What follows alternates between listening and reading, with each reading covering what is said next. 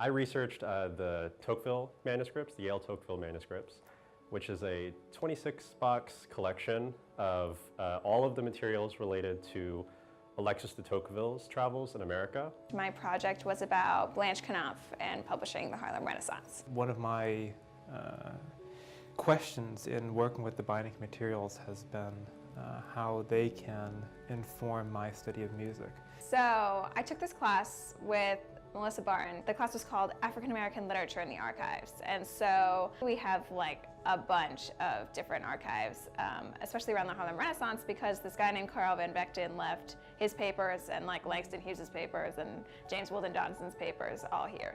Alexis de Tocqueville was a French aristocrat who in 1831 came to America with his friend Gustave de Beaumont, and he traveled in the country for 9 months, talking to lots of people and ostensibly researching the American prison system. My project was a sort of an experimental one for me.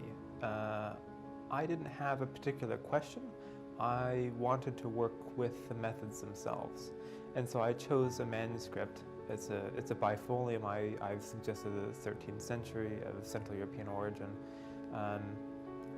I chose a document that just hasn't been worked on. That gives me a sort of blank slate on which to practice. One of the most attractive parts to me of the whole book of Democracy in America and Tocqueville's project was that he actually talked to real people when he was traveling in America. He went and he experienced the country for himself, and he listened to people's stories, and he used that to create political theory.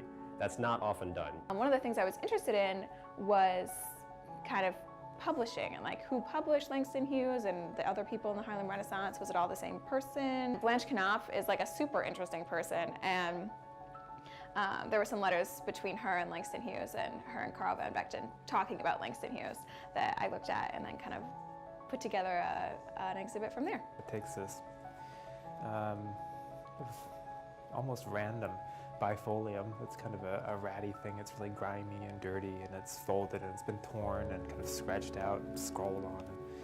And it has, for me at least, very little textual value, shall we say, but it has an immense kind of formal value. It has a lot of information that's contained in it. But Tocqueville was doing two things. He was doing that. He was thinking of ideas, and he was coming up with great philosophical theories that led to amazing predictions about the U.S. and France too. But he was making sure that those ideas matched up to the reality that he saw in America. So I thought that the archives, at least, could maybe tell the deeper story behind the experienced part of the trip. There's just so much cool stuff. I looked at so many things that were not even relevant to my project. The folders are kind of, the ones that I looked at least for correspondence, are alphabetically organized. And so I'd be looking at like Knopf, but then I'd run into like Kennedy. And I'd be like, oh, this is a letter from John F. Kennedy. And like, the craziness. You have a vague idea of what you're gonna find, but then you find things like Blanche Knopf signed some of her letters with smiley faces. Like, I would not have guessed that. It's an incredible resource for any student of Tocqueville, but just also any student who wants to understand what goes into the process of making political theory and just observing a country and seeing what another country has to offer. So if you're reading a music manuscript and you have no ability to date it, that's not going to be very useful to you. But here they can teach you how to date a manuscript, for instance. So those kind of skills are really helpful for the archival researcher.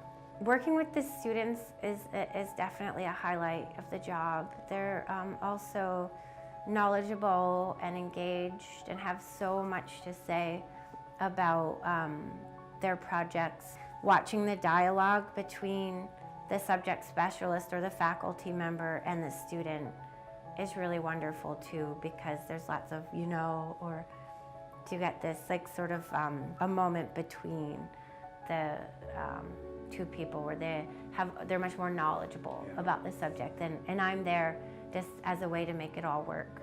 It's really incredible when you think about the fact that exhibits really touch almost every aspect.